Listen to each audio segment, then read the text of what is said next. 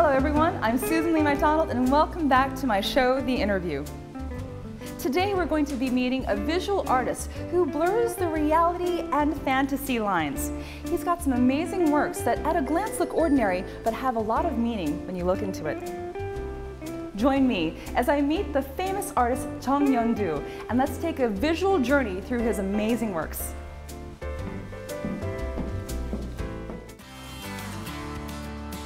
Artist Jung Yeon-doo became the talk of the town in 2008 when he became the second Korean artist whose artworks were exhibited at the Museum of Modern Art New York, or the MoMA, following Baek Nam-joon. He's a media artist who crosses the boundaries between reality and fantasy through his extraordinary artworks. Jung Yeon-doo became the youngest person ever to be named the Artist of the Year by the National Museum of Contemporary Art Korea, and has also been honored with the Asia-Europe Culture Award at the Shanghai Biennale. He has gained tremendous success and popularity as an artist since his debut, and is now famous as the artist who helps people's dreams come true through art. Learn more about his inspirational life story, filled with love, warmth, and humor, right now.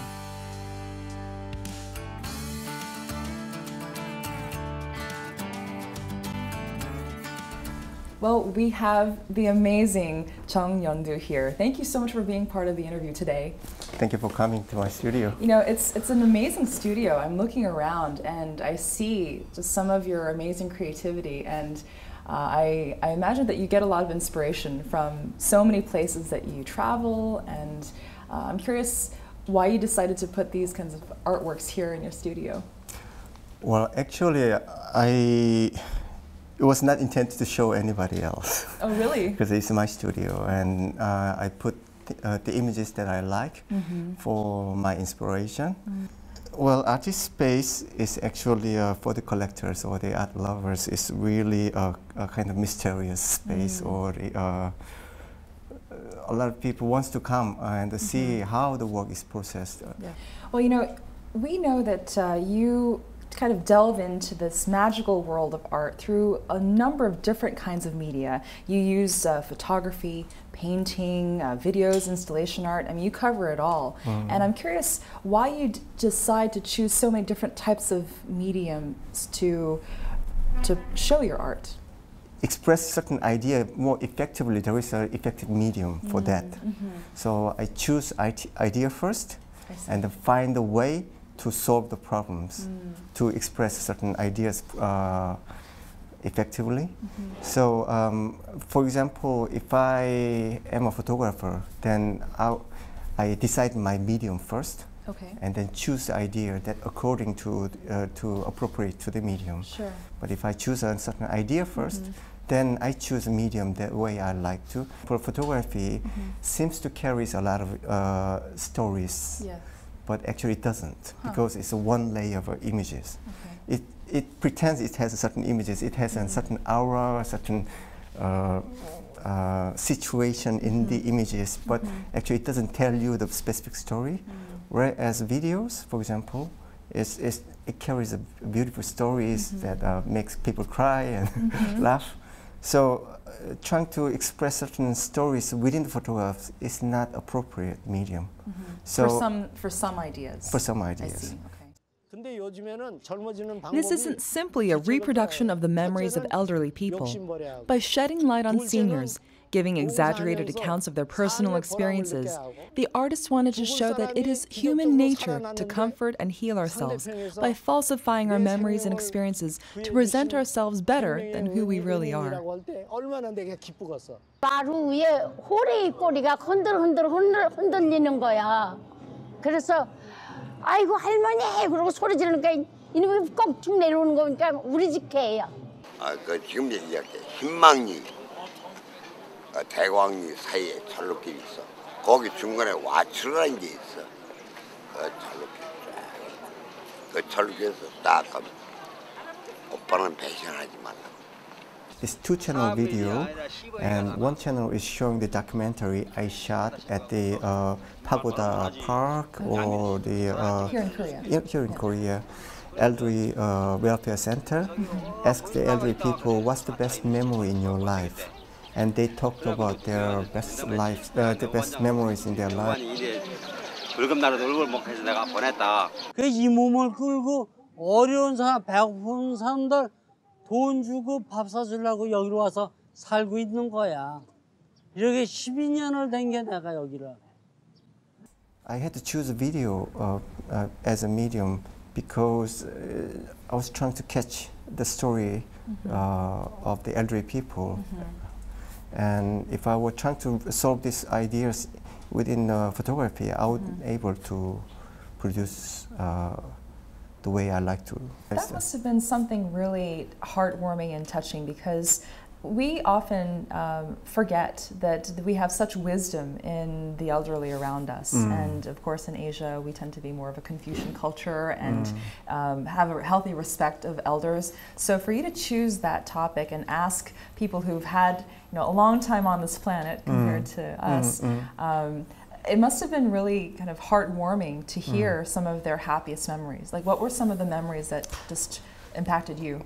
It doesn't necessarily happy. It's this memory that remains in your what you remember. And so, for example, a lady who's been mistreated from his husband and was violent while he was drunk, and so she's definitely been, not happy. she's been enduring all this unfair treatment from the whole husband. And then, and as a woman, traditionally, she has to endure all these bad things. But once her husband died, she started smiling. Oh my goodness. And talking about this beautiful new boyfriend who's been really nice to her, and so how handsome he is, and everybody's so envy about envy her and all these things. But once you start hearing, then her new boyfriend had a back problem, so in hospital for 3 years, but she's still saying that when he got better, we're gonna go to Jeju Island and ride a camel together and take a picture. It's so unrealistic scenery that the 84 years old man who has a back problems and in hospital for 3 years and suddenly get better and take her to the Jeju Island and take a picture with the camel.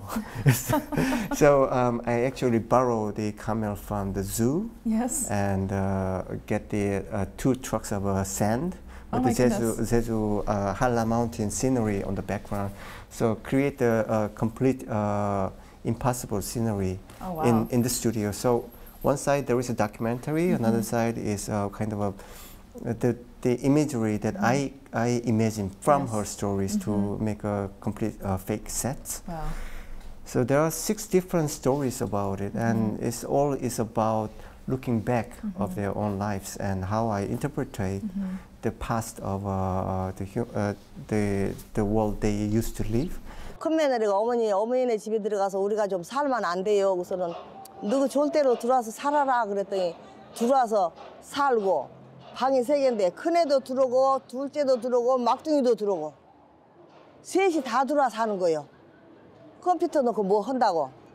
그래서 와보니까 그 며느리가 전화로 어머니 단서랑 장식장 같은 거 차단서 같은 건 어떻게 해요? 그래서는 아니 너 해온 거 있으니까 다 버려라. 그래서 집이 좁으면 버려라. 그랬더니 우리 딸이 다 가져갔어. 우리 딸이 다 갖다가 살림 다 갖다 쓰는데 차단서랑 다 갖다 쓰는데 지금은 자식들이 그 내 살림을 다 쓰고 또 이것들이 또 그걸 좋아하고 그래가지고 컴퓨터에 대해서 뭐지 우리 큰아들이 컴퓨터 시스템 자격증을 따가지고 그걸로 하고 벌어먹고 살거든. 그러니까 큰애 하나 가르쳐 놓으니까 둘째도 막둥이도 즉성한테 다 배우니까 다 잘해 컴퓨터도. 그렇게 해서 지금 둘이 그런 식으로 밥을 벌어먹고 사는데 그저 편안하게 잘 살아 지금. Let me ask you about some of the works that you've done recently. Recently, some of your works have been inspired by these 3 movies, the Alfred Hitchcock, The Birds, also the Tokyo Story by Yasujiro Ozu, as well as Kang Jae-gyu's Taegukgi. So tell me a little bit about those works, why they inspired your work, and some of that. Actually, when you're trying to say something and instead of showing your interest in certain things, trying to borrow certain ideas or certain genres to talk and make atmosphere more smoothly. Movie, for me, is that kind of way. For example... I mean, are you a big fan of these movies, like The Birds? And I mean, that was a scary movie when I saw it for the first time. Terrifying, actually. Once I was trying to make this scenery, then I have to be a fan because I have to understand how the camera is working, how the director is scrutinizing with a certain scenery. But before then, for me, it's more important to take a picture of the landscape, the picture of the everyday life, and the picture that shows the reality in life. But if I just take a picture of the reality in life, then it became a documentary, and it can be as dramatic as possible to show the reality in life. But the way I use the images in my series, B Camera, is that I borrow the idea of the movie and trying to show the reality. How long did it take you to complete? It must have taken quite some time to do that.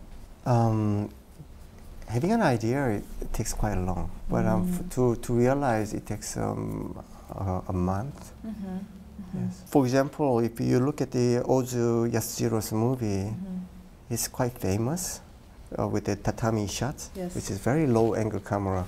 And if you go to Japanese house, you realize everything is so horizontal and vertical. So Fusuma is vertical and tatami is horizontal. And so with the low angle, it's completely impossible to get the right frame because everything is distorted. So for me, a whole month of period to realize how the director was trying to use black and white images in different angles and different lightings to make a detached from. I think he's very obsessed with the layers, so the closer layers to the further layers. So it's a pure enjoyment to realize, and it takes 1 year, 1 month. But to have a research and thinking about how I set up the whole series in different ideas, it took me a whole year to think about it. So to make him realize it's about this lesson, then to think about why I make realize in certain works in certain way, it takes a long time. That's really amazing that you have that type of patience, but the eye to try to figure out how that's going to come about through all the time that you prepare. This was inspired by a scene in the movie Tokyo Story, directed by Yasujiro Ozu. The scene was reproduced as a two-sided picture, with the fictional story of the movie shown on one side and its creation process on the other. In order to perfect this piece, Jung Yeon-doo examined how the black and white images were used and the type of lighting and the filming angles employed by the director for a year. I imagine that when you're borrowing kind of the ideas from the film directors like Hitchcock and Ozu and Kang Jae-gyu, you have to probably watch those movies many, many times. Do you know how many times you watched each of those movies? I almost became an otaku. When I was in residency program in Germany last year, I find a beautiful movie shop called the Film Gallery, and the whole section of the wall is classified beautifully according to the directors. So there was like Hitchcock's movie, or 30 of them, or in the whole world. And I watched 4 movies every day. 4 movies every day? Yes. That's at least 8 hours a day. And it was for 2 months. 2 months. You must have seen either thousands of movies. Just watching movie, just you can be absorbed. But once you start thinking about a certain idea and searching for the movie, then it feels very different. So For example, there is a certain scene in Hitchcock's movie. He used a lot of sodium buffer processor, which is a kind of yellow screen, to make the to make a special effect in the 60s way. It's quite funny that the whole actor is sit down in a studio and do things, and there's a kind of projection of the scenery behind, and I think it's quite cute. And you know, you're watching the thriller suspense movie of Hitchcock and trying to find the cute scenery. It's funny. It's different intention to look at the movie. So once. I mean, why did you go through that difficult process of trying to see through all of that? Because I was trying to talk about something very awkward, and when you are having a difficulty pull off the certain awkward subject, then it's best to borrow the fictions. In order to talk about the Korean historical tragedies and the tensions between North Korea and South Korea, it's always best to borrow the movie. Jung Yeon-doo personally went to the demilitarized zone to reproduce director Kang Jae-gyu's taegukgi as a photograph. There, he saw the tragic result of the conflict between North and South Korea. In order to depict the Korean War as realistically as the movie did, he shot the large-scale battle sequences near the Nakdong River in the same place using the same techniques. For this work, inspired by Alfred Hitchcock's The Birds, he reenacted the scene where the heroine enters the town on a boat. In order to show how the illusion was created in this particular scene, he watched Hitchcock's movies 8 hours a day. In Ulsan area, there are thousands of birds, crows, immigrating. And during the winter time, the whole city is covered with the blackbirds. And when you're looking at them, you just feel the awe to the nature. You know, wow, this is so amazing, and a little human. You know, every time I talk to someone like yourself who is truly an artist, there's something different. Do you ever feel like you're slightly obsessed with your work? I mean, because you go through such great lengths to try to get the right idea and the right perspective. Obsession is the most important part for the artist to develop their ideas. Most of the ideas, when people has an idea, there is a light bulb in their head, and how when you have an opportunity to realize it immediately, then it became such a childish idea, and you realize it's so bad. And but once there is a process of obsession, it makes completely different. The obsession makes people to see something that is not possible to see unless you're obsessed. So I really like when I have a chance to realize certain ideas. It's great, but it takes for me a while to make it really a nice idea. So I have an idea from 5 years ago, still hasn't realized. I have an idea from 2 years ago, still haven't realized. Actually, there are a lot of ideas I want to realize, but I didn't have a chance to realize. First, because I didn't have a really funding or opportunity. But second, the work is not obsessed enough. Would you say that in order to create some type of new work, that you have to be obsessed by it? You have to be completely just into it? That's part of the process. So in the morning to the evening, why I should do this? What if I made this, and what kind of reaction from the people? How?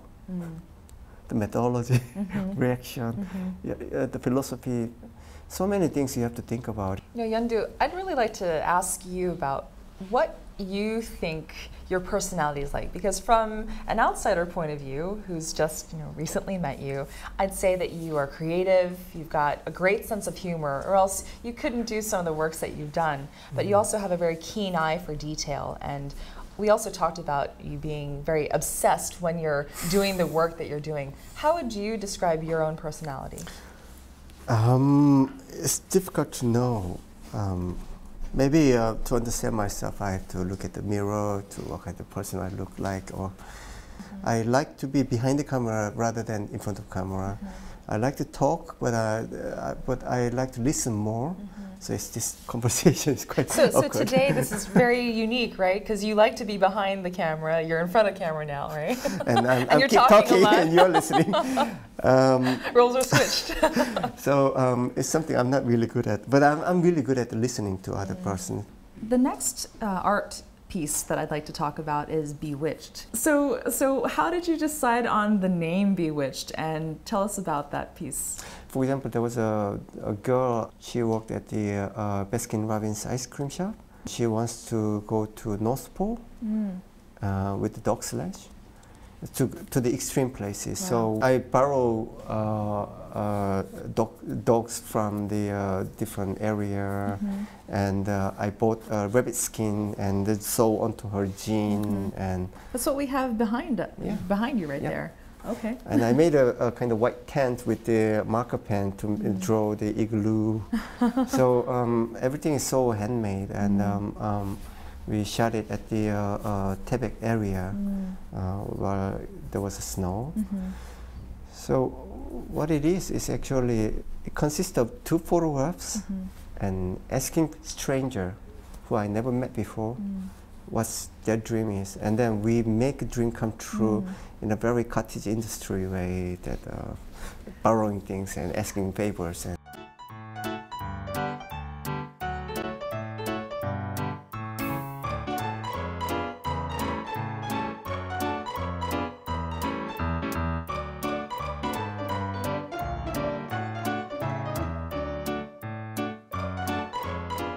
I'm curious though, why you chose to do something for other people. I know that there are certain types of non-profit foundations, Make-A-Wish, for dying children, cancer patients, and so on. Do you focus on people that have certain special needs, or just kind of any random person? Why did you choose to do the subject of dreams?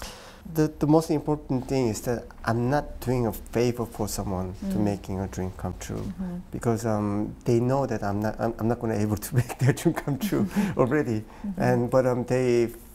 In the process, we sort of get to know each other, and it became quite fun.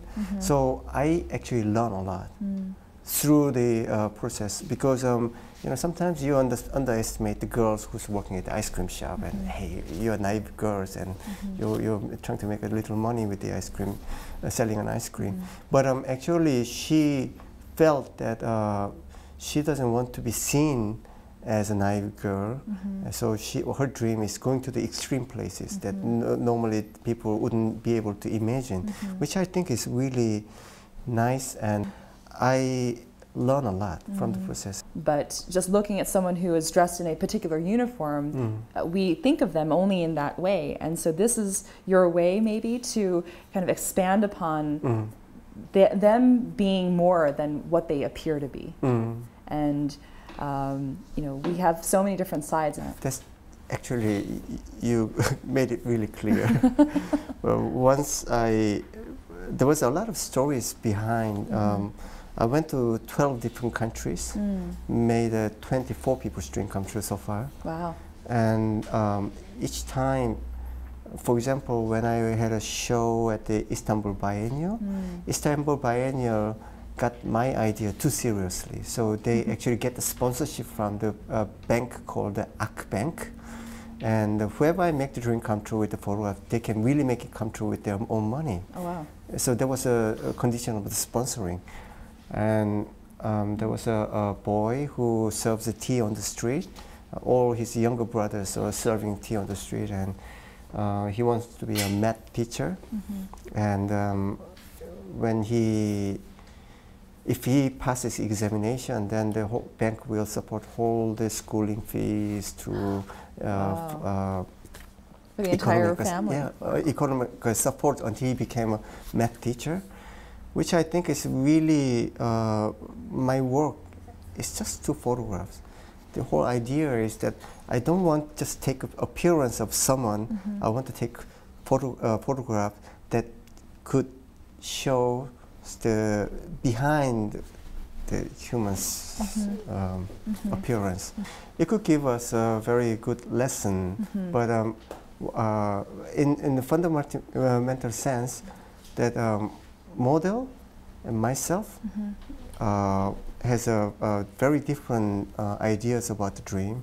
After our project, model can come and say, "Hey, you ruined my dreams," and or hey, this little Asian guy came over and made my dream come true in 2 weeks' time, and so he can do it now. Why didn't I do it until now? And so he got more encouraged.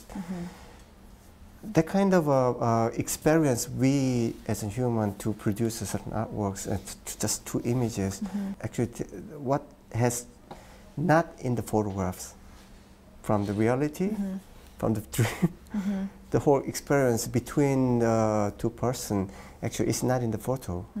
But I really kind of enjoy that process of making the 2 images. Yeah. He undertook this project, which helped the participants' dreams come true while traveling across the world for 2 years.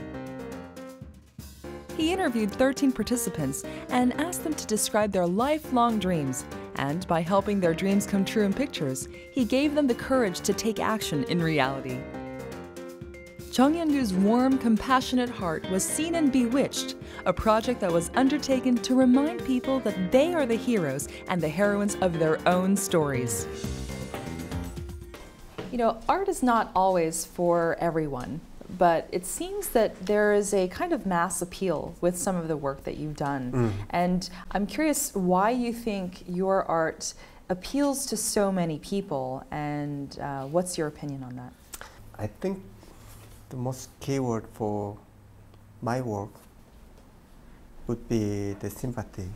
You know, I feel the same way as you feel, and I have thought about this before.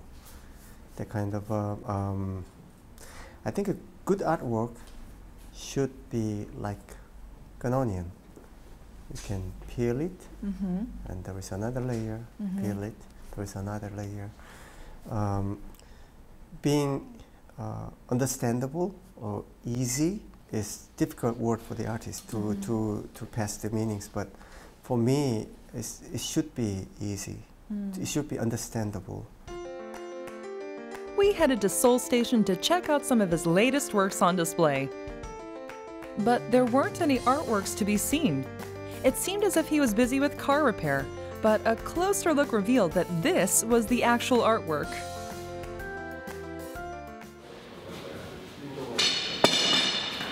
커터 있어, 커터? 이거 전동 시트가 움직이면은 모델 위치가 자꾸 바뀌게 되거든요.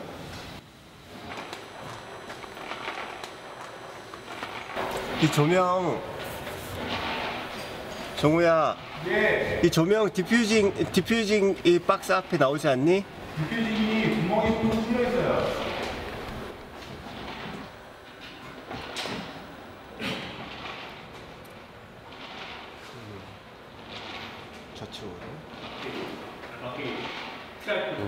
This work is called Driving in Theater, and basically I'm making a theater for the audience, and so they can come inside the car and sit and look at the screen in front of them.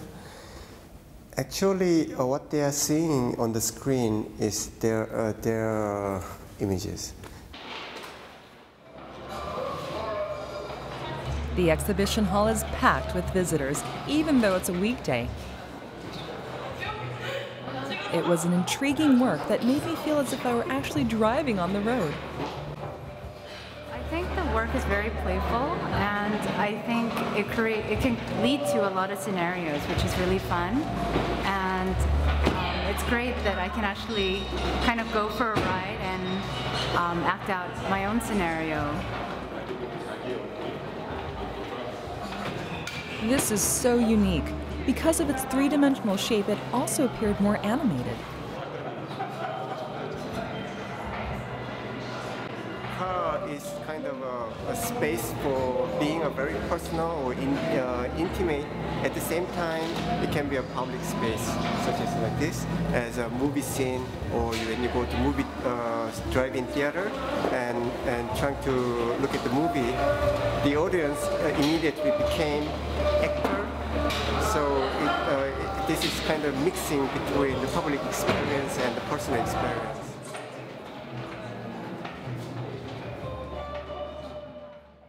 You know, we can't leave out your famous work, the documentary Nostalgia.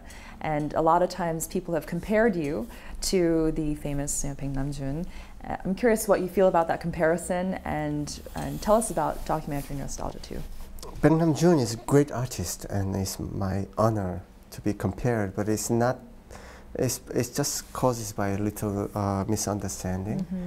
Because my first video piece, documentary Nostalgia, was showed at the New York MoMA, Museum of Modern Art. They have a Modern Mondays program, and they want me to show their my video pieces in their movie theater. It's 85 minutes, non-stop camera, and it's one take. So there is no sound. It's from time to time, person comes in, changes the scenery, and they go out, and it pretends to be a still again. There is no overwhelming Dolby sound system, and there is no fast editing or interesting effect or anything. And so when I first had a chance to show this piece, I thought it's not possible for the audience to sit down for 85 minutes. You're almost testing their endurance. And but the curator think it's a very interesting piece we should show. So I went there. 250 people sit down in the theater, and nobody left for 85 minutes. Really? And wow. it was really, so from time to time, amazingly, they laughed. When did they laugh most? Actually, once something is really boring, then they think it's boring. But something is really, really boring, then they start having a philosophical thoughts afterwards. It's called the second boredom, I think. It's, the second boredom actually makes people to realize that you know, the artist is playing with the time, and it's something that you don't really unexpected happens. Then they start laughing because they are making a connection with their own experience in their lives. Yes. The first thing I was worried is to make people to bored to death, but they wasn't. And then secondly, they actually has purchased my pieces for their collection, and that was a second video artist from Korea who was has a collection in MoMA, which is first was Nam-joon Baek. So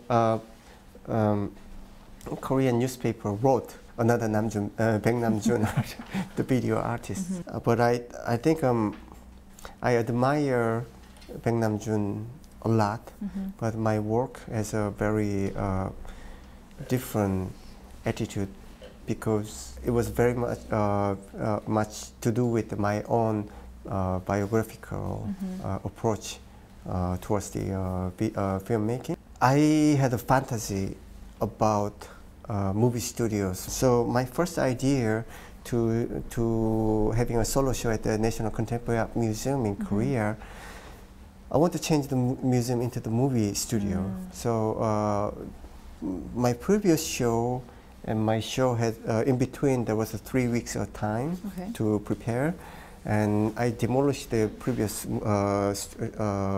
exhibition, and we set up this movie sets, and we shoot the movie in between and show the movie sets and the movie itself together. That was a documentary Nostalgia. And 6 different scenery from my memory is slowly constructed.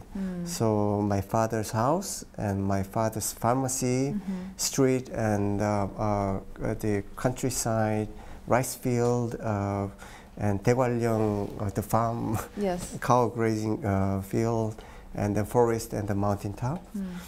6 different sceneries are slowly changed while the camera is running. So the light crews and the set crews shouldn't be in the movie. They come in once in a while and pick up the trees and they walk out and put something else and show it again. I'm curious why you chose not to do any kind of video editing. I mean, that's completely eliminated in your movie. And why did you choose to not do any kind of editing?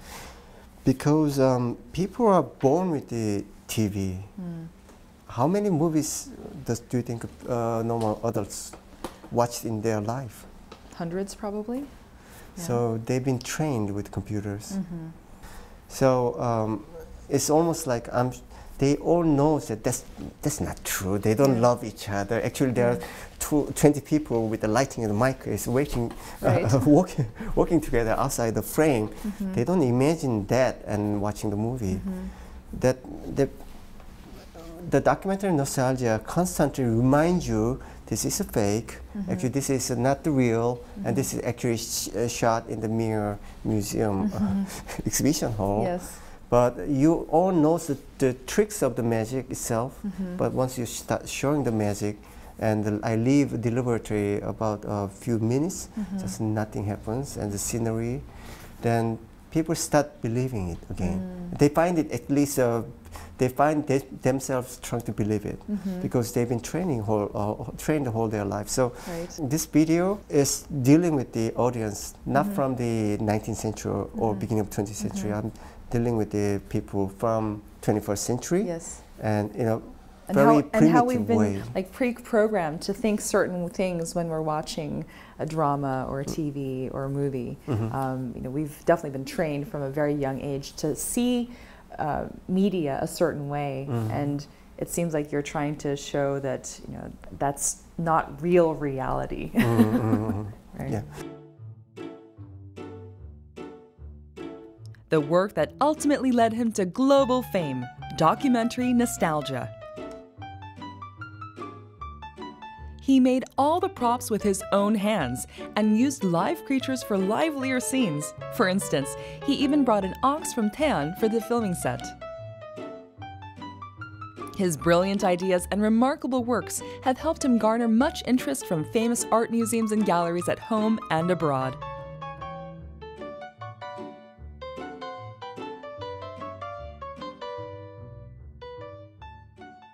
Yeon-doo, I'd like to ask you about your project, Cinemagician. It's a fun combination of the words cinema and magician. If you could explain to us why you chose those two words and what the project's about.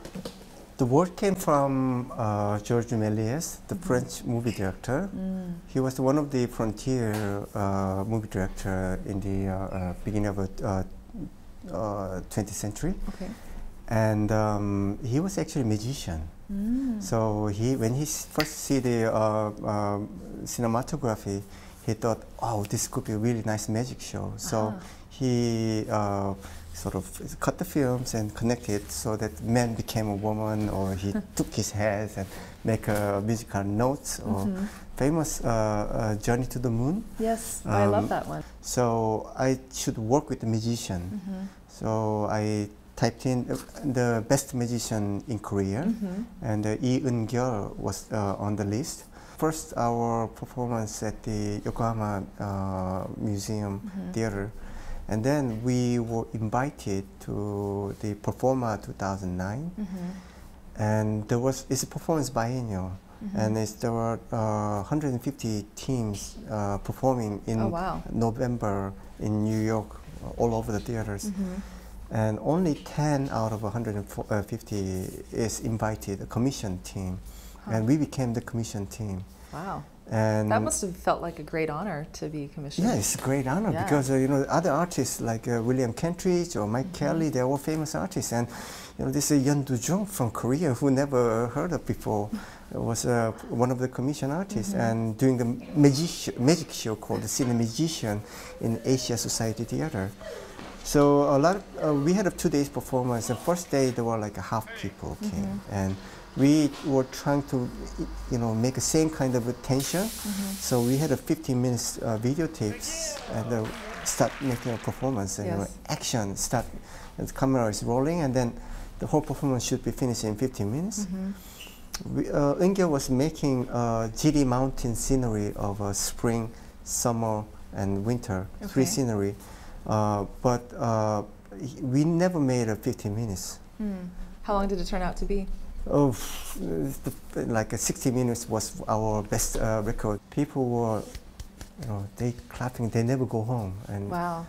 So story was spread out. So people queued for 200 meters next day, and amazing response. Amazing After response. they saw and heard of it the first night, they just were standing in line. What do you think it was about that performance that drew these people and the crowds? Because whole thing is about showing the tricks of the magic itself.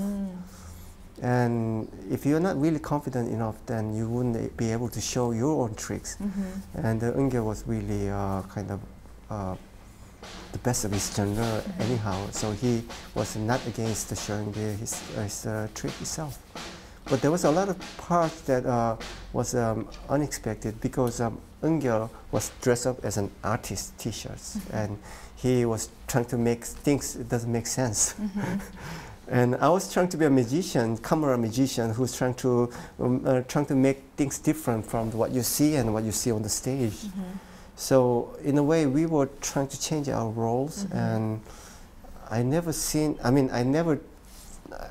think nobody has seen this kind of genre before. So that's why people, I think, praises things that they haven't seen before. That's why people came. Yeon-doo, at such a young age, you've created a lot of different pieces, and I'm curious how you view your work thus far, and has anything changed in your artistic work in the past couple of years? When I have an impulse for producing something, a lot of artists, actually a lot of critics ask me, why would you do that? What's the connection between your previous piece and what you're trying to do? And most of the artists, including myself, doesn't have an answer for that. Well, I've been thinking about it. I really like to do that, but I don't know how. Few artists wait until they got the permanent reason to, pursue this piece of work. In my case, I don't wait. Of course, I have to wait for. You're a little impulsive then? But if I feel like I really have to do it, then I do it. But amazingly, when I produce work, some critic comes, "Oh, you're so clever. You know that you've been doing this, and you appear to look like you're doing completely something else, but." Now, how did you connect this one in this way? And shows the way how to connect the work. And, oh, yes, that's true. I didn't thought about it, but it's true. You can see it that way. But do I have to really see the path of the thread of the thinking that the critic is looking for, looking at my work? From my work. Well, that's their jobs, right? Your job is mainly to just be inspired by something and that's and what do your why work, I right? was talking that the legend of artwork has nothing to do with the artist himself, how clever they are, or they actually it made with. It's almost like a playing with the audience and myself, a collector. Curator, gallerist, and critics. It's like a ping pong game. It's playing with them, and I really like the process of making works in such a way, by the communication with the talking with the models, and that's how I work. Communicating with others while attentively listening to their dreams. Wonderland, encompassing the worlds of reality and fantasy, is characterized by the fact that the drawings done by children based on their infinite imagination were reproduced as close to reality as possible.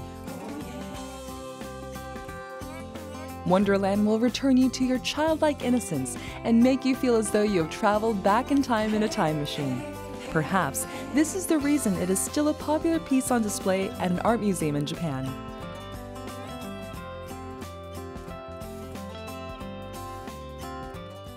Wonderland is from the children's drawing. I went to kindergarten for 4 months and collected about 1,300 drawings from the children with their own story. That's great.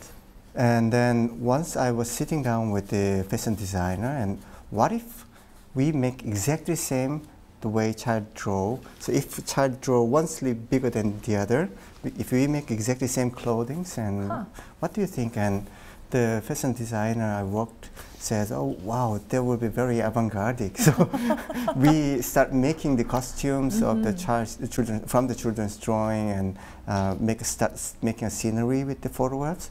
So Wonderland is making children's fantasy into photography as an adult's perspective of the world. As you were doing this, did you also have a chance to invite some of the children to take a look at their art as done by you? And what was the reaction of the kids? Normally kids from 6 to 7, they forget.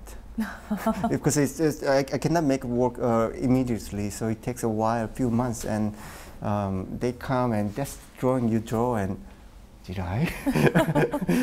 That's the children's reaction. But that's something I like about, because they've been so casual, so lack of information, and then it's so much fantasy. So photography, whatever you take, it always involves with the social meanings, or certain political meanings. Or so one medium is completely adult's perspective, and another idea is completely children's idea, and when it mixed together, it creates quite interesting